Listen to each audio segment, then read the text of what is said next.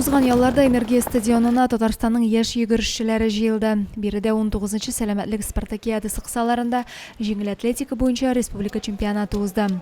Ярышларны ачыш арасында рәсми затлар чыгыш ясап спортчыларга уңышлар теләде.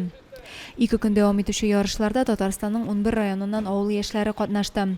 Азнакай, Әлки, Арча, Баулы, Буа, Биектау, Яшелүзән, Түбән Кама, Соба, Спас, Зәй районнарыннан 52 спортчы узышты. Беренче булып стартка кызлар басты. Ярышның беренче көнендә алар 800 метр араны узарга тиеш иделәр.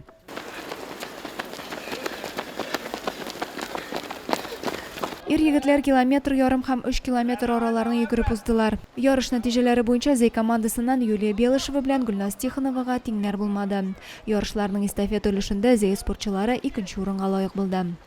Адилә Борханова, Александр Тимофеев, Максим Майоров, Зәй хәбәрләре.